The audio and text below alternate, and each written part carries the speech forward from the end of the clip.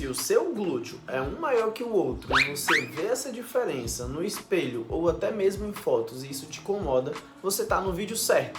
Hoje eu vou te ajudar a resolver esse problema.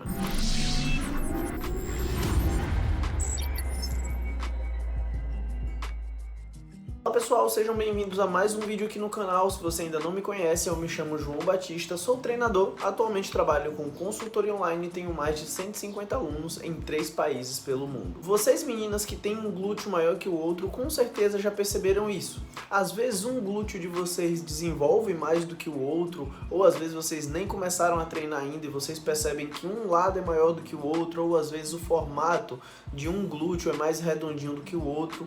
Às vezes até mesmo nem é o glúteo máximo ali, aquela parte de trás, mas o glúteo médio, aquela parte lateral ali que vocês costumam ter um buraquinho quando vocês não têm um bom desenvolvimento muscular. E para a gente começar a ver possíveis soluções para esse problema, a gente precisa primeiro identificar o que está causando. Vale a pena ressaltar que vocês não devem confundir aponeurose glútea com depressão trocantérica, tá? A aponeurose glútea, eu vou estar deixando uma foto aqui para vocês verem, ela é simplesmente o formato da face que reveste aquela região, isso é genético e não tem como mudar. Então, a aponeurose glútea a gente não consegue corrigir, tá?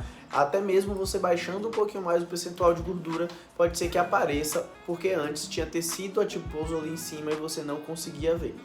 Já a depressão trocantérica é outra coisa, então vou estar deixando uma foto aqui para vocês entenderem a depressão trocantérica.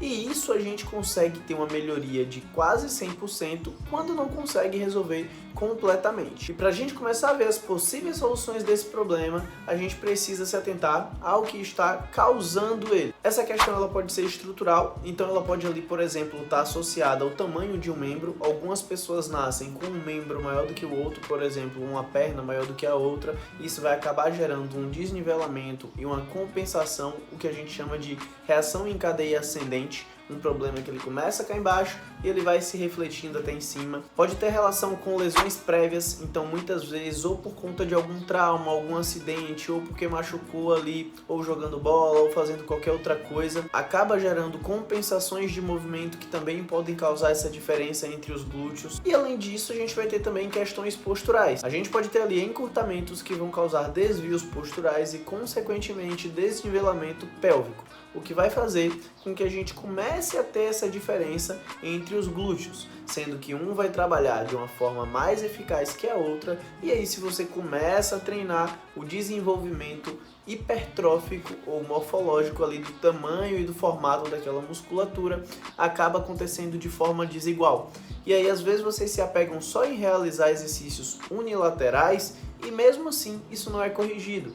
Isso vai acontecer justamente porque se a gente tiver qualquer um desses outros fatores influenciando no formato desse glúteo ou na diferença de formato entre eles, por mais que você faça exercícios unilaterais, isso não vai ser resolvido. E como a gente viu as questões que podem influenciar, a gente precisa aprender como a gente pode estar corrigindo ou pelo menos minimizando essas questões que vão causar essa diferença. Infelizmente, as questões estruturais elas não podem ser 100% resolvidas, porque é uma diferença, como o próprio nome já sugere, estrutural. Então, se você tem uma perna um pouco maior que a outra, a gente não consegue fazer nada para que isso possa mudar. Se você teve uma lesão causada por trauma e isso é estrutural, a gente também não consegue fazer nada para que isso possa mudar. Porém, a gente pode tomar todas essas medidas que eu vou falar aqui no decorrer do vídeo, mesmo você tendo um problema estrutural, que isso já vai ajudar a minimizar aquela diferença. A gente não vai conseguir zerar, mas a gente vai conseguir reduzir bastante. Relacionado às musculaturas encurtadas. Alongar essas musculaturas encurtadas vai ser extremamente necessário para que a gente primeiro consiga ter um glúteo numa boa capacidade de produção de força.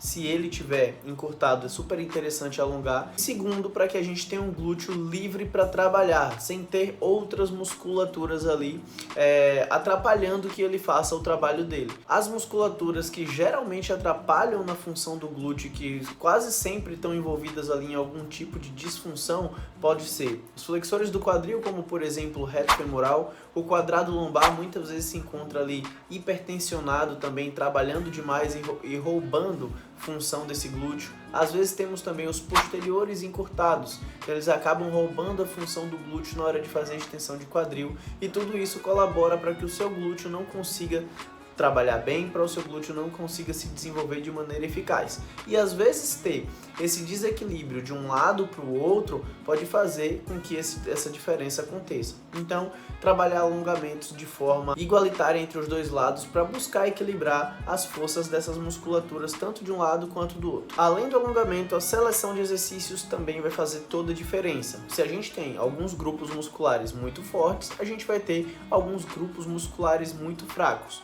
Isso nem sempre acontece de forma padronizada, mas existe um fator que a gente chama de síndrome cruzada, que é bem comum na região da pelve. Vou estar deixando aqui do lado uma imagem para vocês entenderem a síndrome cruzada.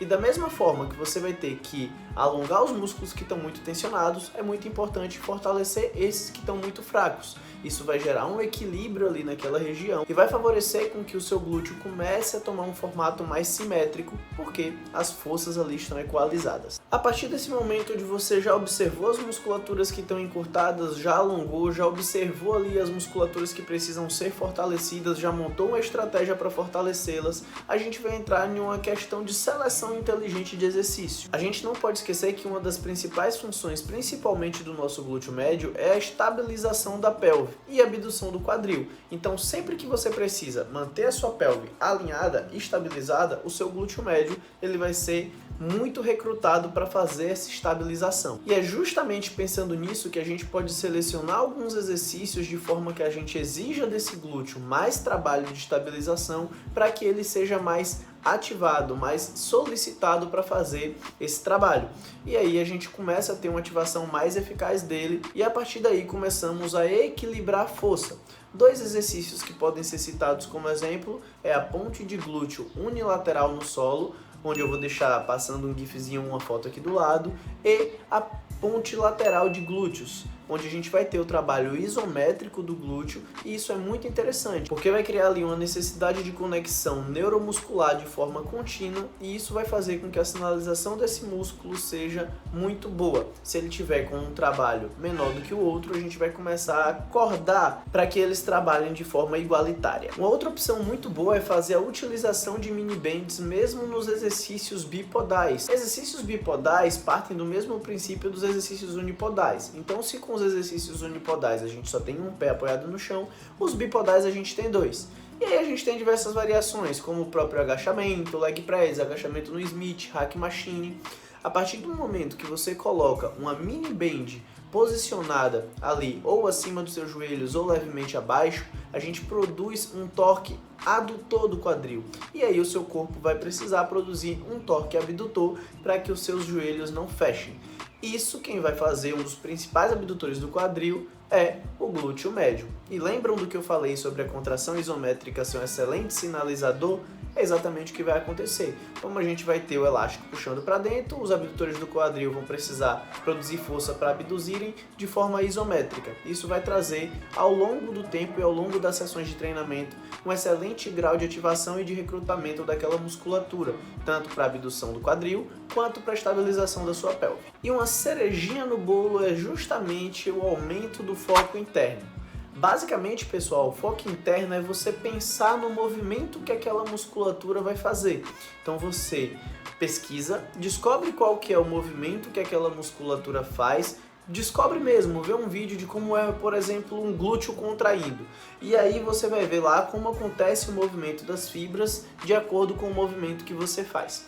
E quando você for realizar um exercício, por exemplo, um agachamento profundo, onde você, para subir, vai ter que fazer uma extensão de quadril. E na hora de executar o exercício, você vai pensar naquela contração das fibras acontecendo. Isso a gente chama de foco interno. Aumentar esse foco interno vai fazer com que a gente aumente a ativação muscular e, consequentemente, a atividade eletromiográfica, trazendo uma percepção daquela musculatura bem melhor para você. Apesar da gente não ter relação direta de ativação eletromiográfica e hipertrofia muscular, a gente não pode desconsiderar 100% a ativação eletromiográfica e a capacidade de pensar na contração da musculatura que você está fazendo o exercício. e com o passar do tempo isso vai te gerar uma percepção melhor da musculatura, o que vai te possibilitar treinos ainda melhores e mais eficazes. E depois de tudo isso resolvido, você ter identificado qual foi o problema que aconteceu para que o seu glúteo tivesse ficado diferente, se foi estrutural ou se foi postural, depois de ter alongado o que tinha que alongar, fortalecido o que tinha que fortalecer, ter criado um foco interno bom e uma percepção de contração daquela musculatura, a gente vai ter um ponto que as pessoas às vezes esquecem, que é um pouco mais de volume de treino, principalmente isolado de glúteo médio. Como as variações são poucas quando a gente se refere à máquina nas academias, geralmente as academias têm no máximo uma cadeira abdutora e uma abdução de quadril em pé, vocês acabam negligenciando o volume de treino para glúteo médio de forma isolada. Isso vai fazer com que o desenvolvimento dele não seja tão bom, tanto pela questão de dose e resposta do volume, quanto pela questão de baixo grau de ativação. Então, quando a gente consegue unir tudo isso em um ambiente só, a gente consegue corrigir alguns problemas e ter um desenvolvimento que vocês vão se surpreender. Certo, galera? Então, espero que vocês tenham gostado do vídeo e que vocês tenham conseguido entender o que eu tentei explicar para vocês. Se você chegou até aqui, é muito importante que você se inscreva no canal, assim eu consigo estar trazendo mais conteúdo para vocês de uma forma mais aprofundada e mais clara, para que vocês não fiquem treinando à toa achando que estão fazendo um excelente treino. Tamo junto, let's bora!